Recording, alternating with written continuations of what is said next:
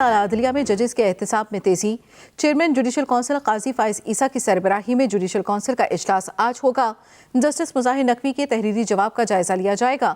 Council نے justice مظاہر نقوی کے خلاف شکایت کنندگان کو ذاتی حیثیت سے طلب کر رکھا ہے۔ جسٹس مظاہر نقوی کے خلاف مبینہ مالی باضابطگیوں کے الزامات سمیت 10 شکایات زیر غور ہیں۔ دوسری جانب جسٹس مظاہر نقوی نے تحریری جواب میں کونسل کے 3 ارکان پر اعتراض اٹھا رکھا ہے۔ اجلاس میں جسٹس سردار طارق مسعود کے خلاف شکایت پر بھی غور ہوگا۔ اعلیٰ عدلیہ میں ججز کے احتساب میں تیزی۔ چیئرمین جوڈیشل کونسل قاضی فائز عیسیٰ کی سربراہی میں جوڈیشل کونسل کا اجلاس آج ہوگا۔ جسٹس مظاہر نقوی نے سپریم جوڈیشل کونسل کی کارروائی چیلنج کر دی۔ سپریم کورٹ سے رجوع کر لیا۔ درخواست میں سپریم جوڈیشل کونسل کی کارروائی ختم کرنے کی استدعا۔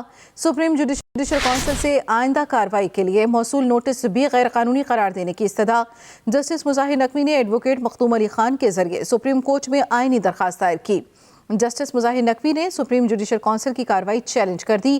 مزید تفصیل جاننے کے اپنے نمائندے جہاں زیب عباسی سے اپڈیٹ کیجیے گا۔ جہاں زیب نبیلہ، جسٹس مظاہر نقوی کے خلاف جو شکایات ہیں ان پر آج 3 بجے سپریم جوڈیشل کونسل میں اجلاس ہونا ہے، لیکن آج ہی انہوں نے اس پروسیڈنگ کو اوپن کورٹ میں چیلنج کر دیا ہے۔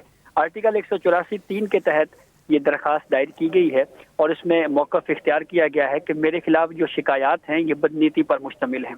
اب یہ درخواست 3 رکنی کمیٹی کے سامنے رکھی جائے گی۔ اس 3 رکنی کمیٹی میں chief justice of Pakistan Qazi Faez Isa, justice سردار طارق مسعود اور جسٹس اعجاز الاحسن ہیں۔ تو اکثریتی فیصلے کے بعد یہ طے کیا جائے گا کہ اس درخواست کو اگر اوپن کورٹ میں لگانا ہے تو کتنے رکنی بینچ اس کیس کو سنے گا۔ ہمارے پاس ماضی میں 2 مثالیں موجود ہیں۔ سابق چیف جسٹس افتخار محمد چودھری کے خلاف ریفرنس آیا، اس کو انہوں نے آرٹیکل 184(3) کے تحت اوپن کورٹ میں چیلنج کیا۔ پھر اس کے بعد جسٹس قاضی فائز عیسیٰ کے خلاف بھی جو صدارتی ریفرنس آیا تھا، انہوں نے نہ صرف اس ریفرنس کو کھلی عدالت میں چیلنج کیا بلکہ ایک درخواست اور بھی دی کہ میرے خلاف جو پروسیڈنگ ہے اس کی براہ راست نشریات دکھائی جائیں۔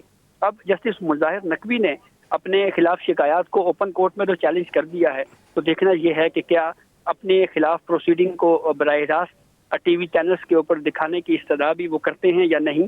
ہمارے پاس پریکٹس اینڈ پروسیجر قانون کی براہ راست نشریات دکھانے کی ایک مثال موجود ہے۔ کافی اہم معاملہ ہے اور اگر یہ کیس اگر اوپن کورٹ میں ٹیک اپ ہو جاتا ہے تو پھر آٹومیٹکلی یہ سمجھا جائے گا کہ جوڈیشل کونسل کی پروسیڈنگ رک گئی ہے اس وقت تک جب تک سپریم کورٹ کھلی عدالت میں اس درخواست پر کوئی فیصلہ نہیں کر دیتی۔ جی ٹھیک، بہت شکریہ جہاں زیب عباسی۔